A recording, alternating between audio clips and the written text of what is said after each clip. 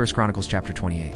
David summoned all the officials of Israel to assemble at Jerusalem, officers over the tribes, the commanders of the divisions in the service of the king, the commanders of thousands and commanders of hundreds, and the officials in charge of all the property and livestock belonging to the king and his sons.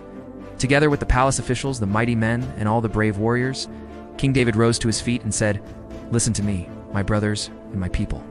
I had it in my heart to build a house as a place of rest for the ark of the covenant of the Lord, for the footstool of our God, and I made plans to build it. But God said to me, 'You are not to build a house for my name, because you are a warrior and have shed blood.' Yet the Lord, the God of Israel, chose me from my whole family to be king over Israel forever.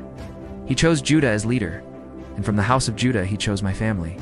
And from my father's sons he was pleased to make me king over all Israel. Of all my sons, and the Lord has given me many, he has chosen my son Solomon to sit on the throne of the kingdom of the Lord over Israel. He said to me, 'Solomon, your son is the one who will build my house and my courts, for I have chosen him to be my son, and I will be his father. I will establish his kingdom forever if he is unswerving in carrying out my commands and laws as is being done at this time. So now I charge you in the sight of all Israel and of the assembly of the Lord, and in the hearing of our God, be careful to follow all the commands of the Lord your God, that you may possess this good land and pass it on as an inheritance to your descendants forever. And you, my son Solomon, acknowledge the God of your father, and serve him with wholehearted devotion and with a willing mind. For the Lord searches every heart and understands every motive behind the thoughts. If you seek him, he will be found by you. But if you forsake him, he will reject you forever. Consider now, for the Lord has chosen you to build a temple as a sanctuary. Be strong and do the work." Then David gave his son Solomon the plans for the portico of the temple, its buildings, its storerooms, its upper parts, its inner rooms, and the place of atonement.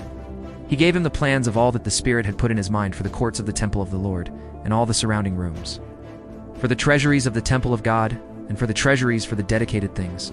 He gave him instructions for the divisions of the priests and Levites, and for all the work of serving in the temple of the Lord, as well as for all the articles to be used in its service. He designated the weight of gold for all the gold articles to be used in various kinds of service, the weight of silver for all the silver articles to be used in various kinds of service, the weight of gold for the gold lampstands and their lamps, with the weight for each lampstand and its lamps, and the weight of silver for each silver lampstand and its lamps, according to the use of each lampstand, the weight of gold for each table for consecrated bread, the weight of silver for the silver tables, the weight of pure gold for the forks, sprinkling bowls and pitchers, the weight of gold for each gold dish, the weight of silver for each silver dish, and the weight of the refined gold for the altar of incense.